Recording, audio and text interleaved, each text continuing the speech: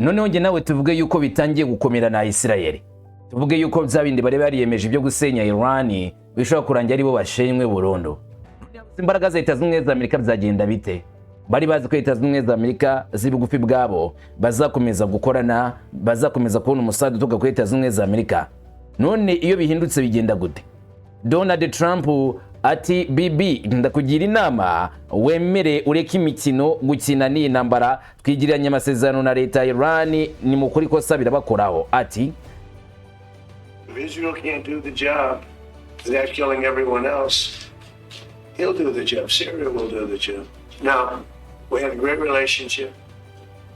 We're talking about ati nimba Isirayeli yakora akazi gakomeye cyane iri yonyine ntiyica umuntu igakore, ariko bamenye neza yuko tutiteguye kubafasha mu bikorwa by'ubwicanyi bikomeza kubera muri Burasirazuba bwo hagati. Israel ivuga yuko Iran, Hezbollah yo muri Liban bakomeje kubangamira abanya-Israeli kubazangana nabo, kandi impaka Israel izatuza rukibonye neza Hezbollah bayiranduye n'imizi yayo yose, mu gihe bitari bizaba no peace, nta mahoro agomba kubaho. None Donald Trump kabahindukanye ndaje mbikubwire, Israel ko yarashwe bikomeye, yarashwe na za drone nubwo habaye amasezerano yo kuzana amahoro, ariko amakuru avuga yuko ibitero biremereye cyane bizagabwe kuri IDF ingabo za Israel, kandi bahanganye n'ivyo bitero bikomeye mu nguni nyinshi.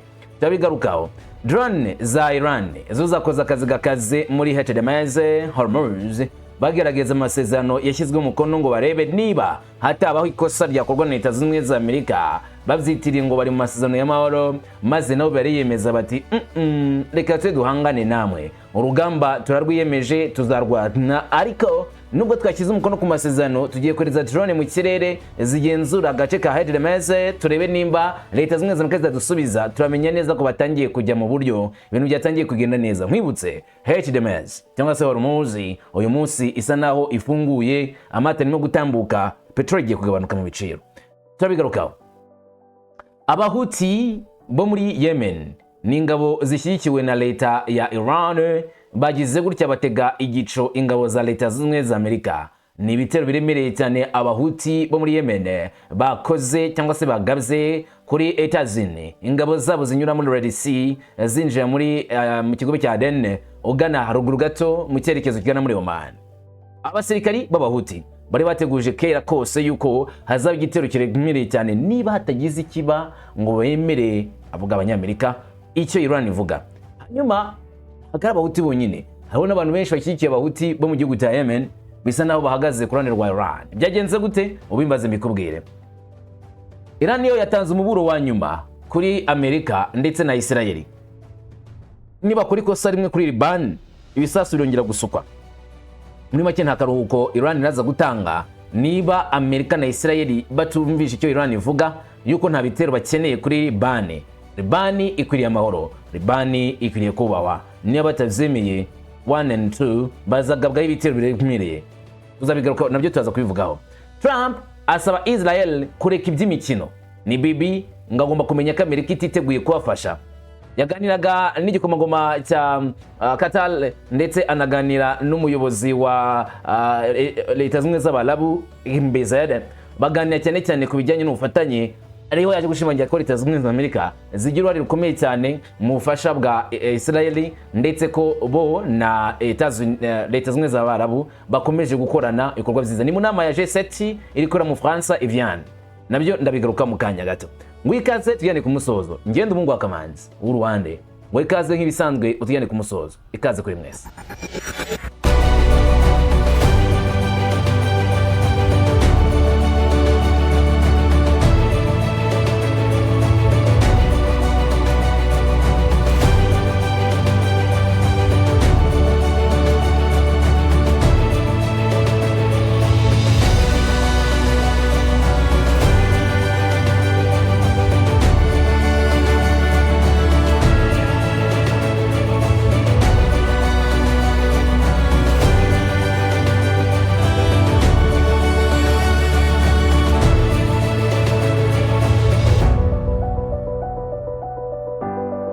maze unyemerere amakuru tuyinjiremo duhereye ku byabaye mu masaha make gusa ashize ashyira tariki 17 z'ukwezi kwa gatandatu mwaka wa 2026 ari wo munsi nyirizina turiho, cyane cyane muri Burasirazuba bwo hagati ibintu bikomeje guhindura isura, ndetse urugamba rukomeje kuba urugamba ruremereye, intambara ihangana isekeza, byose bikuba bicyane muri kara karere.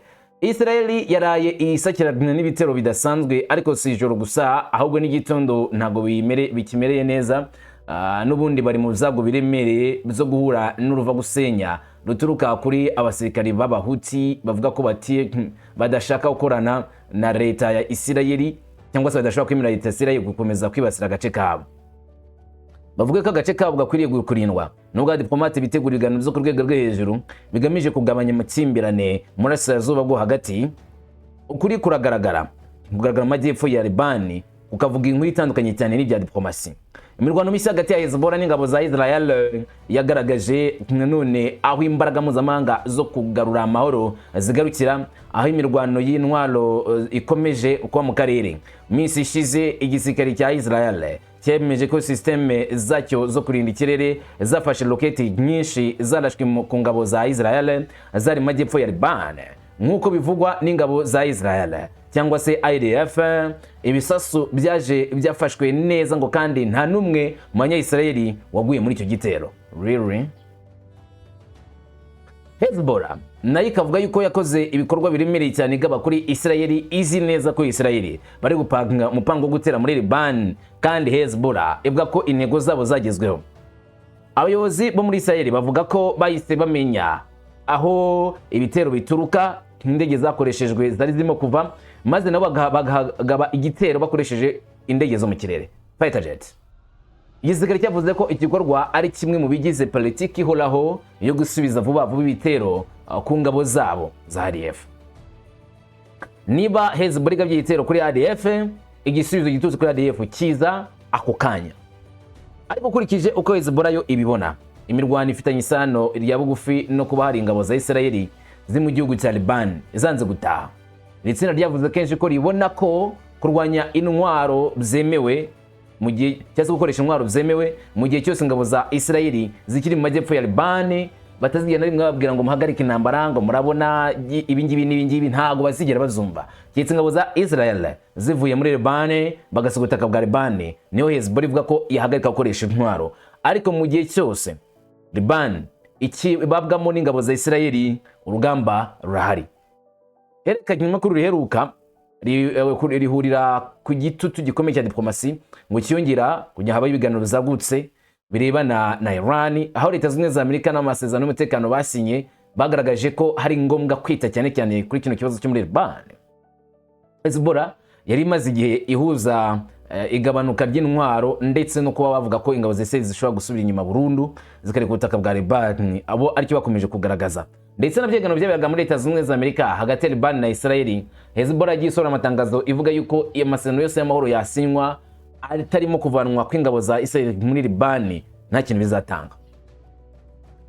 Ubu rero wavuga ko urugamba rw'inkingi kuba rubi cyane, kuko ibitero biremereye bya Hezbollah bikomeje gutuma akarere kaba kabi cyane. Dukomeje ibiri kuvugwa nanone mu karere, Israeli nayo nubwo iri kugabwa ibitero, Leta Zunze za Amerika nazo ubwazo zikona ko ibintu bishobora guhindura isura isa ku yindi. Leta ya Iran ivuga yuko ino kugerageza icyo twakita amasezerano niba ashyirwa mu bikorwa mu buryo bwuzuye. Yego, n'amakuru avuga ko Iran yakomeje gukora ibikorwa za drone ndetse no kwambukiranya mu gihe ari amasezerano hagati ya Leta Zunze za Amerika na Iran. Nkuko NBC News ibitangaza, indege zitajya pilote zo muri Amerika nazo zavuzwe ko zarasiwe muri kara karere nyuma y'amasezerano yashyizweho umukono. Drone za Amerika zarashwe ndetse n'ibikorwa bya Iran. Umve gutya, Amerika nayo ntabwo yise yangiza ibikorwa byo muri kara karere mu buryo bwuzuye buri full, ndetse na Iran nayo iti nagutaza gutuza dute twabona neza uko ibintu biri kugenda. Ibikorwa byazamuye impungenge ku mutekano mu kigobe cya Persi ndetse mu nzira ya Hormuz, aho ibirego bigaragaza ko hari icyakozwe mbere ko perezida yemeza ibijyanye na diplomasi igomba gushyirwaho imbaraga. Umukozi wa Leta Zunze za Amerika yavuze ko IRGC yakomeje gukoresha indege zitagira pilote hafi y'inzira ya Hormuz muri uyu munsi, avuga ko bafunguye zavuzwe byazamuye ibibazo bishya ku bijyanye n'ituze mu nzira y'ingenzi cyane y'ubwato Hormuz Strait. Amahoro ashobora kubaho mu mpapuro, ariko imvururu ishobora gukomeza cyane cyane ku butaka cyangwa se kuri terrain. Intambara nyirizina igakomeza kuba kuri terrain. Leta Zunze Ubumwe za Amerika ndetse na Iran bakaba bajya mu ihangana ritoroshye, bakakomeza ibikorwa zo guhangana. Nkuko NBC ibitangaza, ingabo za Amerika zafashe indege za pilote zakoreraga muri ako karere nyuma y'amasezerano yashyizweho umukono. Gusa n'amasezerano atigeze ayuzuza neza cyane ibyo bigambiriwe. Hanyuma nubwo hari intambwe yatewe mu rwego rwa diplomasi, umura Hormuz wongeye kugaragara nk'ikigeragezo gikomeye gishobora gukurura amakimbirane. Inzira z'ubucuruzi ziracyakurikiranwa cyane mu gihe raporo zavuguruwe ku bikorwa by'indege zitagira abapilote bigaragara neza ko bikomeje kuba muri kara karere. Washington ivuga ko indege zitagira pilote za RGC zakoreshwe mu gupima umutekano w'inzira y'ingenzi yo gutwara amato muri HMS, kandi ibyo bikabishoboranwa cyane cyane ko Iran ishobora gukomeza gukora ibikorwa z'intambara. Nimba habaye agakosa gatoya, Iran iri standby, iriteguye gukora intambara cyangwa se gukora ibyazana imirwano mu karere muri rusange hagati ya Leta Zunze Ubumwe za Amerika ndetse na Iran. Dukomeje iz'amakuru ari kuvugwa, Amerika nayo ntabwo yorohewe. Ibitero bitutse ku bahuti ngocwa biraza bitunguranye cyane.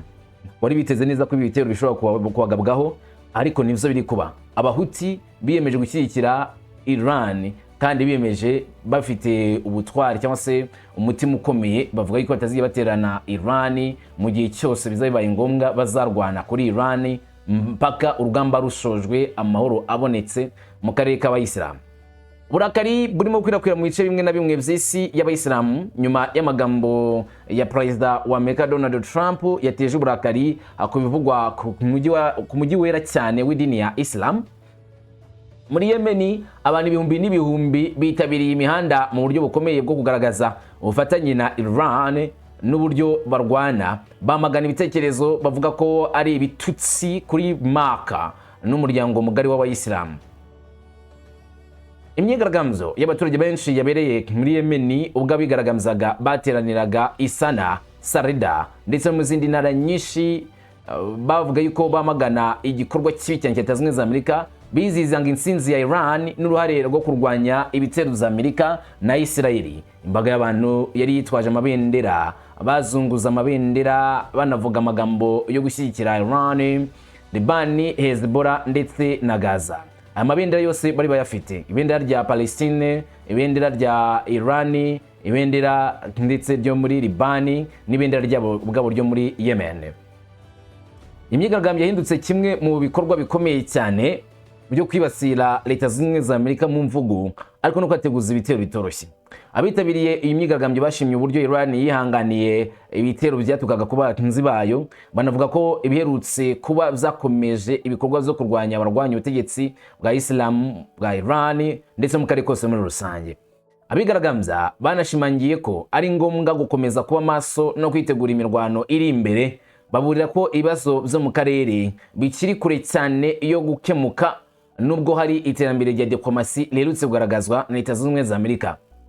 Imyigaragambyo yafashe indi ntera nyuma y'amagambo yavuzwe na Perezida wa Amerika Donald Trump yateje umujinya mu bitabiriye benshi. Abigaragambya bari bitwaje amashusho ya Maka n'ibyapa bigaragaza ufatanye n'ahantu hatagatifu h'abayisilamu, batangaza ko biteguye kurengera ibitagatifu cyangwa se ibikorwa bitagatifu by'idini ya Islam, kandi bamagana ibyo bitaga imigambi y'abanyamerika n'abazioniste yibasira isi y'abayisilamu.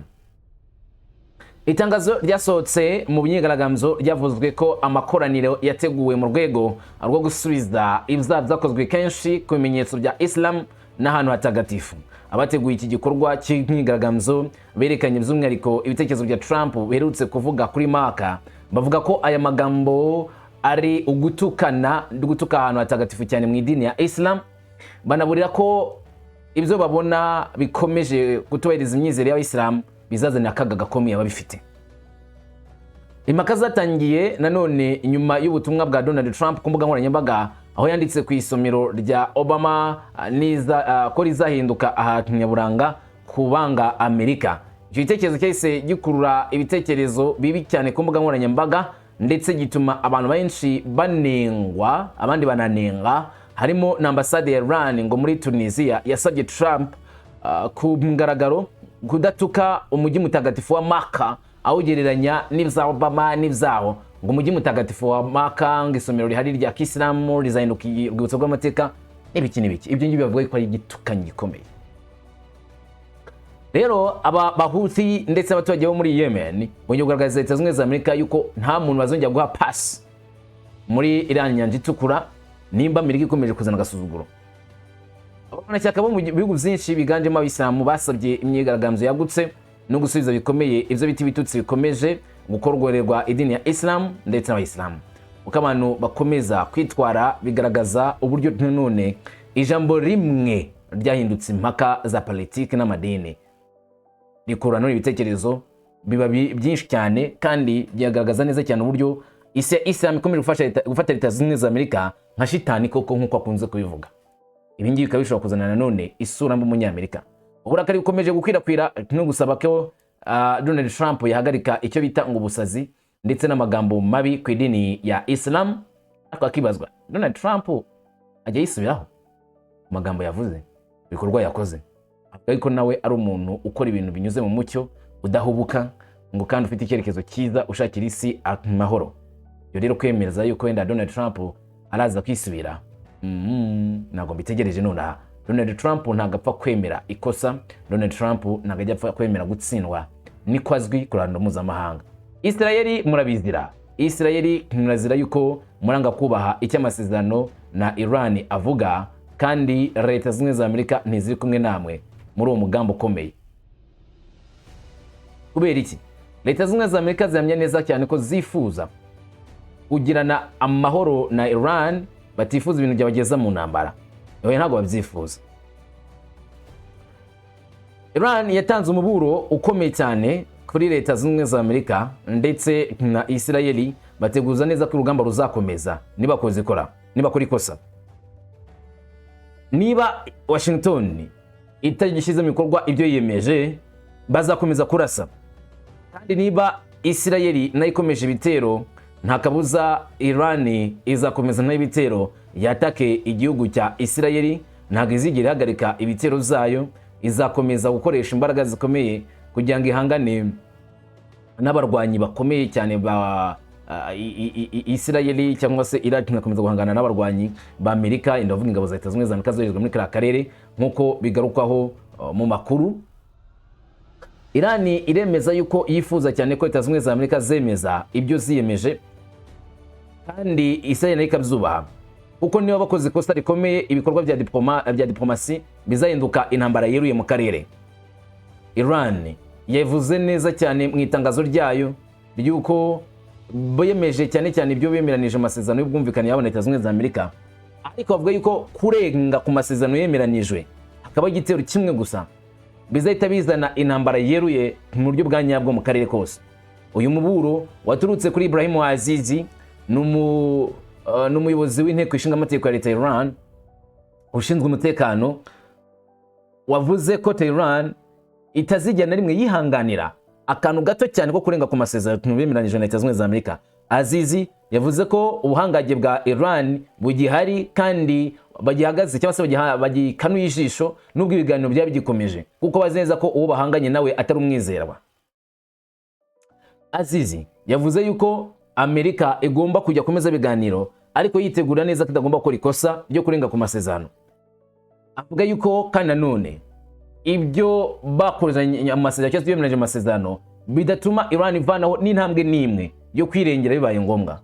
Mu gihe nk'icyo kandi imirwano ishobora kuba mu kandi gace, aho Iran yavuze itanga umuburo kuri Israeli, kabwira iti bagnya Israeli mwirinde kugaba igitero muri Liban, kuko bitagenze gutyo bizazana ikibazo gikomeye cyane mu karere kose.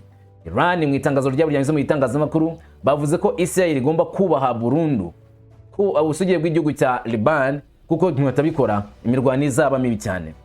Iran bigize mu kigo cyabo cya Qatar Albania bavuze yuko muri raporo yabo Israeli ibitero zayo kuri Liban mu mazepfo bimaze kwica abantu 4 nibikomeza bitazihanganirwa. Iki kigo cya gisirikari cyongeye kwemeza neza ko bazakora ishoka byose maze bagahangana n'ibitero bituka kuri Israeli, kandi Repubulika y'Islamu ya Iran yiteguye kuzakoresha imbaraga zayo zose kugira ngo ihangane n'abanya-Isirayeli bakomeje kurenga ku masezerano y'amahoro yashyizwe mu mukono hagati ya Iran na Leta Zunze Ubumwe za Amerika nk'uko bigarukaho. Hashingiwe ku byatangajwe na Iran, Isirayeli irenga ku masezerano mu bihe byinshi kuko imaze gukora inshuro enye zose. Gusa ibi ngibi bituma basenya imbaraga za diplomasi zimaze kwigirwaho, kandi ibyo kaza kongera umuriro cyangwa se amavuta mu muriro, ihanganiye ikaba ryakongera. Basalachi we yavuze ko kurangiza amakimbirane bigwiriye nanone kwitabwa cyane cyane kuri Liban, kandi aya masezerano yasinyanye hagati ya Leta Zunze Ubumwe za Amerika na Iran, Liban batayirengagije. Kuzamura rero ikibazo kuri Liban ni ukuzamura akarere kose mu ntambara, niko Basalachi yavuze. N'amagambo ya Basalachi agana itangazamakuru avuga ibijyanye n'uburyo Amerika bagiranye amasezerano nayo, kandi icyo biteze ko Amerika igomba kugeraho cyangwa se biteze ko Amerika igomba gushyigikira ubwo kirimo nyine amasezerano yo guhagarika imirwano ku nkuta zose cyangwa se ku bice byose, haba muri Iran ndetse no kuri Liban, naho akwiriye kwitabwaho ntihabe intambara. Gusa bitabaye ibyo ngibyo, agashimangira cyane cyane ko nta gahunda ihari y'imikino, nta gahunda yo guteta Leta Zunze Ubumwe za Amerika zizabona igisubizo kimwe na Israel. Basalachi umva icyo atangariza itangazamakuru ati: turi ku mwanya mwiza cyane kuko hari itangazo ryatangajwe ryo kurangiza intambara. Hashingiye ku myanzuro twakoze kuwa mbere mu gitondo, amasezerano ya nyuma yagezweho kandi binemezwa n'ikinyamakuru cya Iran. Rero iherezo ry'intambara ryaratangajwe,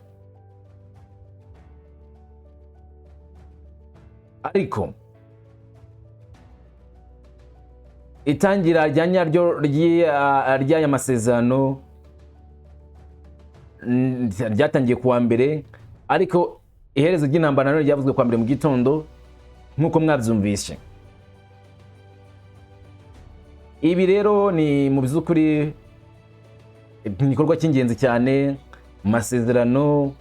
Itangazo ryatangajwe ryo guhagarika ihangana, kandi ni itangazo rigenda guhagarika intambara mu nguni zose harimo na Liban, bitewe nuko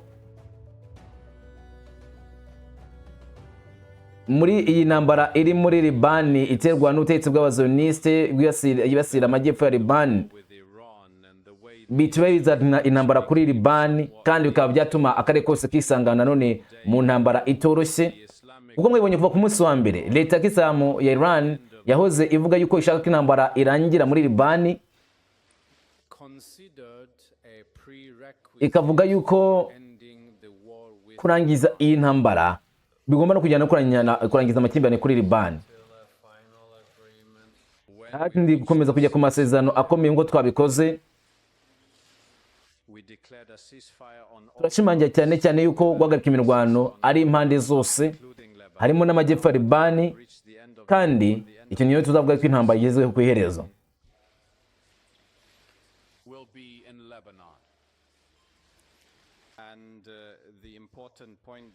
Rero ingingo ikomeye cyane y'ingenzi nshaka kugarukaho nanone ni muko tubona twebwe ibiri nko kuba mu isima ry'amasezerano twasinye twembi, Amerika na Iran. Uruhande rumwe na Amerika, akundi ruhande ni Israel, bagomba kuzemera cyangwa se bakabyumva, kandi natwe Iran tukaba duhari birumvikana.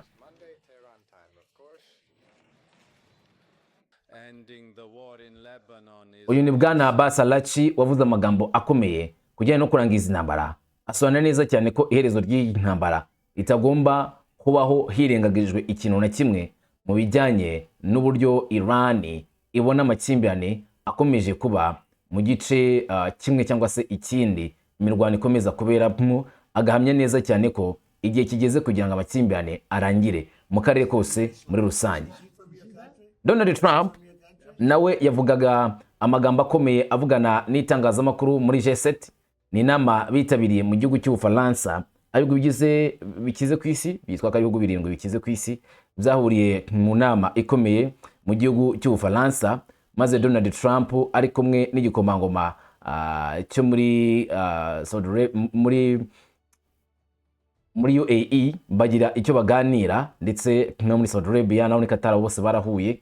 Rero aganira na MBZ hari icyo yabwiye uyu mudiplomate w'iki gihugu muri bino biganiro nyine bahuriyemo mu Faransa. Birumvikana uko yavuze yuko ari ubufatanye bwiza cyane busanzwe buri hagati ya leta zunze ubumwe z'Abarabu na leta zunze ubumwe za Amerika. Mu magambo ya Donald Trump ari no magambo yageza akihanangiriza Netanyahu amubwira yuko akwiriye kwirinda imikino ibyo kwataka Israel, ibyo kwataka Liban, Iran idashaka. Netanyahu akwiriye ngo kubihagarika kuko ntabwo byazanira icyiza abanya-Israel, ntibyazanira icyiza abanyamerika. Rero ngo Israel ikwiriye kumva neza ko ubusazi nk'ubwo ngubwo bwo kurwana ku nguni nyinshi bakwiriye kuhagarika. Uyu ni umugabo mwiza, akomoka mu gihugu cyanyu, ese akomoka mu gihugu cyanyu. Ni uburyo bwiza cyane bwo kumubona. Abantu banjye bamwe ngo nabagome da, murebe umugabo mwiza ashobora kumushyira ku rukuta ukabona ko ari umuntu mwiza, yakora na filime. Nibyo Trump ni amagambo yavuze arimo gutebya ubwo yitabiraga nyine ikiganiro cyamuje n'umuyobozi cyose perezida wa UAE wa leta z'ubumwe z'Abarabu, aho baganiriye muri France, mu gihugu cy'Ubufaransa, mu biganiro bitaziguye bombi bagiranye. N'amagambo adasanzwe mu nama y'ibihugu birindwi bikize yakomeje kwirakwira ku mbuga nkoranyambaga. Mu nama agiranye n'itsinda ry'abahagarariye UAE, Trump yashimye ubufasha bwa MBZ ubwo yakubitaga cyangwa se ubwo bahanganaga n'ibitero bitandukanye muri kara karere. Trump yavuze ko MBZ yari mwiza mbere yo kugaragaza itandukaniro rikomeye cyane muri cyo yise mu gihugu cye kiri mu byago. Iyo nguru umukire cyane ushobora kubivuga. Trump we yasekaga perezida wa UAE ndetse bakavuga yuko nyine ari abantu bavandimwe, inshuti n'ibindi. Ni Donald Trump. Reka twumve amagambo ya Donald Trump nyirizina ibyo yatangaje. Murakoze cyane, ndashaka kuvuga ko uyu nyiri cyubahiro ari intwari, ni indwanyi, yakoze ibikorwa biremereye, ntabwo ari umuntu ucika intege, afite igihugu gikomeye kandi igihugu gitangaje, kandi amaze igihe kinini muri akorana na leta zunze ubumwe za Amerika. Ariko navuga byinshi cyane, ndavuga ko kubera ko nazanye n'inama y'ubutegetsi kandi bashoye amatiriyari menshi y'amadolari muri leta zunze ubumwe za Amerika, kandi imbere y'indi nama nababwiye ko dufite natwe amatiriyari arenga 19 y'amadolari ashorwa muri leta zunze ubumwe z'Abarabu. Ibyo rero bikaba ari ibintu bitangaje, kandi nuko hashyira inganda. Turimo gukora ibikorwa byiza cyane, miliyari 3, imyaka myinshi ugeranije nuko ibihugu bimeze, kandi tugiye kuba turengeje imyaka 19 turi mufatanye. Ndatekereza ko turi kuri miliyari 19 n'ibice 3 z'amadolari. Rero birashoboka ko nta kintu na kimwe kizaba kiruta ibi. Wenda tuzakora neza kurushaho umwaka utaha. Sinzi niba bishoboka, sinzi niba wenda ibyo bizagenda gutyo, ariko ndashaka kuvuga gusa ko umubano wanjye mwiza cyane uhari.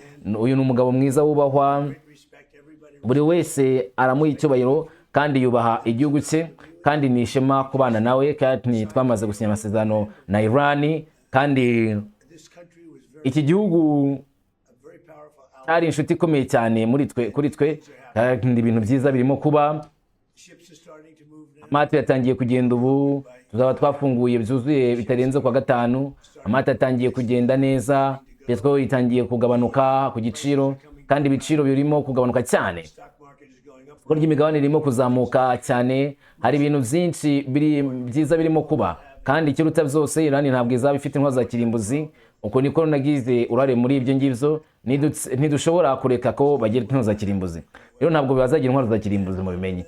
Uretse ibyo, ndashaka kandi gusaba nyakubahwa kuvuga amagambo make, kandi niba ubishaka dushobora no gusubiza ibibazo bike. Ndakwinginze, byanshimisha cyane. Nishimiye kuba ndi kumwe nawe hano, kandi ndashaka kuvuga ko twishimye cyane kuba turi hano twembi, nge nawe. Uyu ni MBZ wa leta zunze ubumwe z'Abarabu. Akomeza nawe agira ibyo avuga ati kandi nka perezida wa leta zunze ubumwe z'Abarabu, turagushimira inkunga yanyu, ubwitange bwanyu, ku nshuti bwa ndetse no kufatanya amufatanya.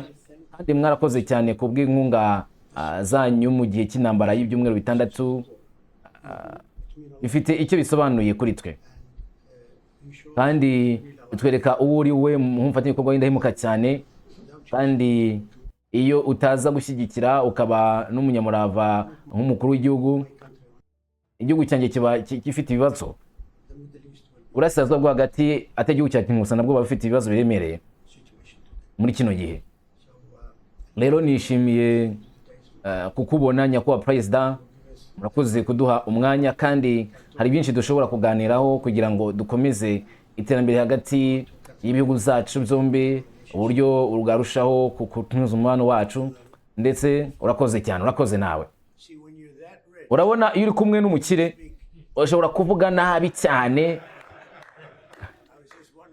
nari ndimo yaza gusa hari wabyumva ariko iyo uri umukire cyane ugira icyizere gikomeye ku buryo udakwiriye gukora ikintu icyo cyo cyose ngo ugire icyo wisobanuraho mu ijwi ryawe ni mwiza cyane none se hari ikibazo mufite kumaza witeze icyiciro cya kabiri cy'ikimikino muri nyandiko simbizi ni iminsi 60 cyangwa se irengaho ndatekereza ko bizagenda neza kandi bizagenda ku gihe twembi twabigizemo uruhare ndatekereza ko bazashaka kubigeraho Iran yashaka kubikora bagomba gusubira mu kazi kabo kandi ubu mubano urasanzwe rero ndatekereza ko bizagenda vuba cyane Steve Witkoff ashobora kuzabirimo bishobora gufasha mu gihe kirekire hari abantu bashishikajwe n'iyo nyandiko kuki atariyo y'abandi kuki utayirekura ngo ngutu tuyisome kubera ko nifuza kubona ibintu bibera imbere yuko tubikora cyangwa se ibintu ngo bigaragara imbere yuko bishyirwa mu bikorwa sibyo nifuza ko abantu babamo sinifuza ko abantu musoma ibyo mutemwa bona birimo gukorwa ati nk'impamvu inyandiko itakizwe ku karubanda abantu bayisoma ati nta kibazo mfite kuri izo ni inyandiko nziza cyane ni ikivuga Iran ntabwo izagira intwaro za kirimbuzi nibyo ivuga ntabwo izagize intwaro kugira ngo bazigure cyangwa se baziteze imbere ntibazagira intwaro za kirimbuzi nibyo biri mu nyandiko kandi navuga ko izo ari hafi 99.9% by'ibyo nifuzaga kubera ko tutashoboraga kureka ibyo ngo bibeho kandi nibyo rwose twagezeho kandi ntabwo bazagize intwaro za kirimbuzi uretse ibyo uyu muhora wa Hormuz ugiye gufungurwa burundu abantu banyuremo ku buntu kandi ni ubuntu nanone ntabwo ari iminsi 60 gusa ntabwo ari wavuze ati ni ubuntu kuri 60 oya ni ubuntu igihe cyose nidufungura burundu bizaba ari burundu kandi ari ubuntu ndashaka kandi gushimira ingabo zacu zo mu mazi kuko inzitizi zo mu mazi zidasanzwe ariko by'ukuri sinashobora kuvuga ngo byari byoroshye ahubwo nzajya ikiganiro n'abanyamakuru maze basobanura ijambo kurindi kugira ngo itangazamakuru rimenye neza ibyari biso kuko hari inyandiko y'ingenzi cyane kandi inyandiko nziza itandukanye n'iya Obama wari washoboye gusenya urasazo rwo hagati yakoresheje y'amasezerano ateye ubwoba JCPOA n'amasezerano mabi cyane yari inzira igana ku ntwaro za kirimbuzi ijyanye n'urukuta rukingira intwaro za kirimbuzi ndashaka kuvuga mbona aba bantu bavuga bati nibyo twe dufite imwe hari kugira ngo abishyure amafaranga menshi ntacyo twishyuye twebwe rero ntitwishyuye na kimwe hari itangazo ryagaragaje ko tuzakoresha cyangwa se tuzatanga miliyari 300 z'amadolari oya twemerewe kujya gushora imari niba tubyifuza umunsi umwe mu gihe kizaza nta nshingano namba dufite kuri ayo mafaranga birashoboka ko yenda Iran izatsinda kandi wenda bafite petrole ariko iyo tuva hariya mu cyumweru gishize mbere y'uko ibitero biheruka biba byari kuba twari imyaka 20 gusa na Iran rero ariko nzasuzuma inyandiko n'itangazamakuru iminsi mike gusira imbere nyakubahwa Perezida mu byumweru bike bishize wavuze ko wifuza kubona andi mahanga yinjiye mu masezerano ya Abraham nkuko UAE yabigenje ese hari ibiganiro zabayeho n'abayobozi b'Abarabu kuri izo kubyerekeye iki kwegerekeye amasezerano ya Abraham nkuko UAE yabigize nibyo ndabyishimira cyane niwe uyu ni umugabo uteye imbere cyane natangiye imbere kandi yabikoze neza mu masezerano ya Abraham oya ni ndatekereza ko ari byo bikwiriye kubaho wowe imbogamizi ikomeye ubona ku masezerano Abraham dufite ibihugu byacu bya mbere byagiyemo ibihugu by'ubwenge cyane, buri kimwe muri byo urabona ko no muri icyo gihe cy'amakimbirane nta muntu n'umwe wavuyemo, nta muntu wavuze ati oh ngiye kuva mufatanye, nta n'umuntu n'umwe wabivuze. Ndatekereza ko bose bagiye kwinjira rero mu masezerano ya Abraham. Amakimbirane yonyine ari ahantu hitwa muri Iran, kandi ndabyumva, urabizi biragoye gato iyo abantu batinyaga Iran. Yego rwose, ariko ntekereza ko bose bagiye gutangira kwinjira noneho kuri ubu ngubu. Icyo kibazo cyari cyiza cyane. Nyabwa Perezida, ubwira icyo abanyarepublikani nka Senateri Lindsey Graham ushidikanya ku masezerano y'ubufatanye? Ubu Lindsey afite amakenga. Yego, nzakomeza kuvugana na Lindsey, azaba ari mu kaga gakomeye. Lindsey ameze neza, ibinezeza bya Lindsey nta gushidikanya, ni umuntu ukunda kwishima cyane. Reba, aya masezerano akubiyemo ikintu cyiza cyane. Nta kintu turimo kwishyura, nta kintu turimo gukora, amasoko ngubu ari hejuru kurusha uko yari yameze igihe twatangiraga. Wibuka ibyo, isoko ry'imigabane ubu ni 2500 wenda birengaho gatoya ku manota hejuru ugereranije n'uko ryari rimeze igihe twatangiraga. Biratangaje cyane. Aya masezerano avuga ku kintu kimwe, ko Iran itazigira intwaro za kirimbuzi. Ntibizigira bibaho na rimwe. Ibizigaye ntaho bihuriye. Senateri Graham yavuze kandi ko amasezerano azakorwa na Iran agomba koherezwa mu nteko ishinga amategeko kugira ngo asuzumwe. Uzabikora? Sinigeze mbitekerezaho, ariko wenda ndabitekereza. Ntabwo byambabaza. Ndavuga, urabizi abademokrate, urabizi tubita abademokrate kuko ari abantu b'ibipfapfa. Abademokrate nibo icyo nifuza gukora ni ukubyohereza mu nteko ishinga amategeko, mbabwira ko mudakwiriye kuzemeza cyangwa se ngo mubyange. Bro, uzi uko bameze. Uko ameze kose mvuze icyo navuga cyose barashaka gukora ibinyanye n'ibyo ngibyo twakoze. Ntabwo bibafasha cyane mu zuko ibyo twakoze. Ariko yego, nabyifuzaga, sinigeze ntekereza kohereza, sinigeze mbitekereza, ariko nzabikora. Nzayohereza muri kongere. Ndabikunze, ndakunze icyo gitekerezo. Ese uri ku yindi ngingo, ndavuga ninde utabyemera? Reka tubareke bagire intwaro ya kirimbuzi. Niko bashaka se? Abademokrate bazagira ati oh bakwiriye kugira intwaro za kirimbuzi. Barasaze. Nakunze iki gitekerezo, yohereze muri kongere. Ndabikora. Ubuze ikibazo cyiza. Nk'uko Perezida uvuze ku byerekeye gahunda y'ibitero bya FC kuri White House. Hari FBI yaburiye ko hari igitero, ubu ntabwo numvise ibyabyo, ariko narebye igitero nkabonye ari abarwanyi babi, kandi nawe yarabibonye. Nguyu yari yicaye mu rugo mu ngoro ye nziza, kandi yari arimo arayabireba, kandi yari imirwano myiza nk'uko nabibonye imbere yo hose.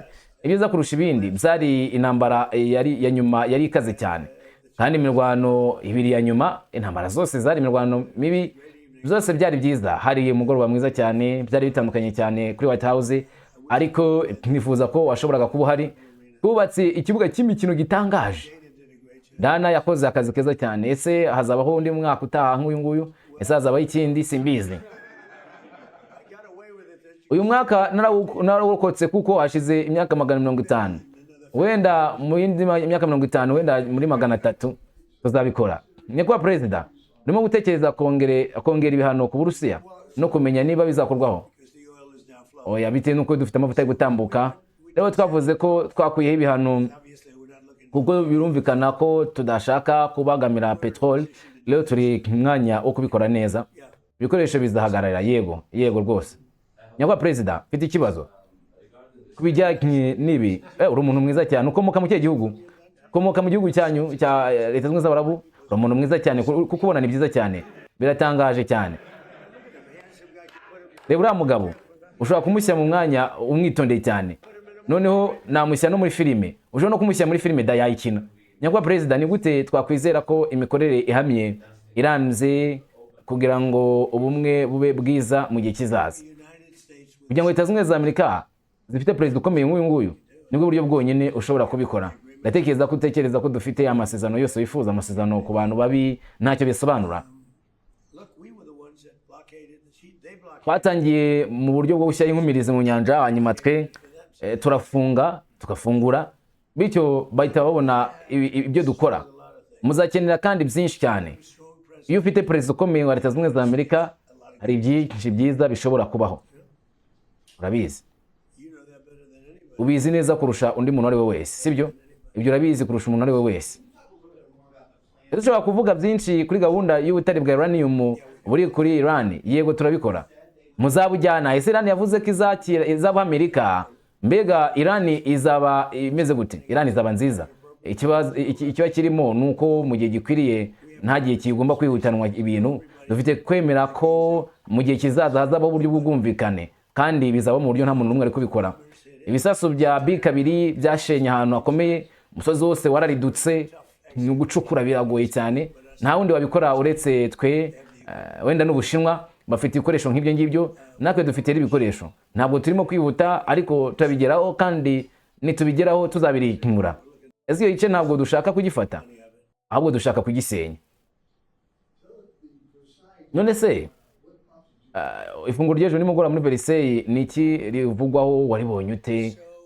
Rero nkunda ahantu heza cyane kandi nari ngiye kugenda nyuma ya saa sita, hanyuma perezida w'Ufaransa akaba n'umugabo mwiza cyane arantumira gusangira ifunguro rya nimugoroba i Versailles. Kandi Versailles si icyawe cya zahabu da. Versailles niyo mpamvu nyayo. Nanjye ndavuga ndashaka kubikora. Ndavuga urabizi icyo bivuze nuko ngera ku mugoroba nkajya mu rugo rwawe. Donald Trump mu magambo ye yakomeje asubiza kino kibazo ari nacyo tugira ngo dufungireho mu bibazo yabajijwe byose ku bijyanye na Israeli. Maze Donald Trump mu gusubiza ibijyanye na Israeli asubiza amagambo akomeye, amagambo nyirizina avuga ku bijyanye n'icyo twakita uko Israel igomba kwitwara kuri aya masezerano Leta Zunze Ubumwe za Amerika zasinyanye na Iran. Israel yakora umurimo wose itakomeje kwica abantu, izawukore muri Israel nk'uko yabikoze. Murabizi neza dufite umubano ukomeye cyane. Turavuga bimwe mu biri cyangwa se biri ariko ntibagomba gukora ibitero ku bigo runaka. Urabizi ibingi bagomba kubigabanya. Hari ibintu bimwe na bimwe byakozwe na drone turabibona bigomba kurangizwa natwe tubasubije. Ndabona za bombe bigabwa, mwabonye ko byabaye, ariko ibintu byose bizo ntabwo ari ibintu bigomba kwemerwa gutyo. Wakora byinshi cyane ariko byagira ingaruka ku mubano wacu. Tudahari nka Leta Zunze Ubumwe za Amerika ntabwo Israel yabikiriho. Nge ntahari Israel ntabwo yabikiriho kuko nawe ndi president wari gukora ibikorwa nk'ibyo nakoze. Mfite umwana mwiza na Bibi, ariko rero Bibi agomba kuba cyane usugire bwa Libani.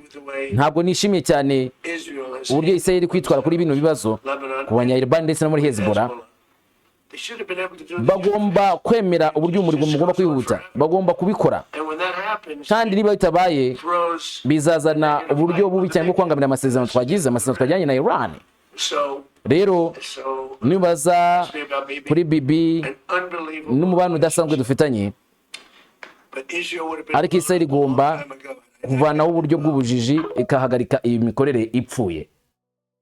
Ubu ni bumwe mu buryo Donald Trump yasubije ku bijyanye na Israel ndetse n'aya masezerano. Komeza kugira byiza, amahoro imishana y'ubwe kuri wowe.